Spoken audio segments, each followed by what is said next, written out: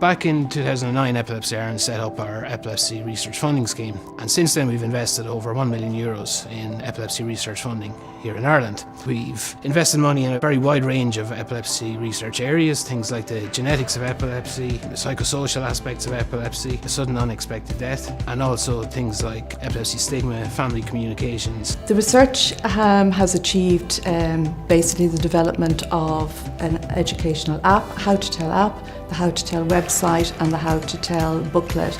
All of those three give the same information, but it has made the information readily available and accessible, and it's passing on information, years of valuable learned experiences that people have acquired over the years of strategies, and passing it on to people who want to learn how to tell. If we don't have research, we're not going to move forward.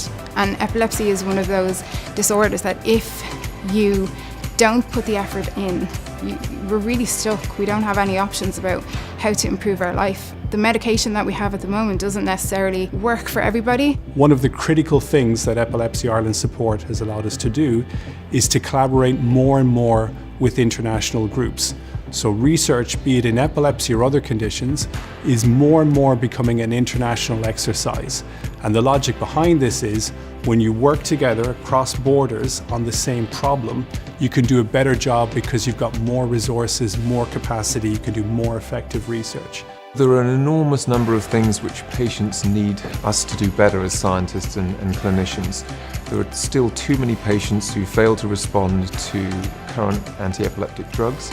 None of the drugs that we have for patients actually alter the underlying disease, so we really need to try and develop new therapies, and this requires us to understand a lot more about what is different in the brain of a patient with epilepsy. If we can understand what has caused the epilepsy to develop, we may have new ideas for how we can treat it. And in order to do this, we must have funding, and Epilepsy Ireland is doing an enormously good job providing direct support for epilepsy research here in Ireland. All of the research that we've funded at Epilepsy Ireland over the last 10 years, it's all been made possible because of our donors and our supporters who have engaged with us and whose hard work and energy and generosity have actually enabled this to happen. So I want to thank everybody who has done so, and I would hope that people will continue to support our research going forward, and hopefully we'll be back here in another 5 or 10 years talking about our next €1 million investment.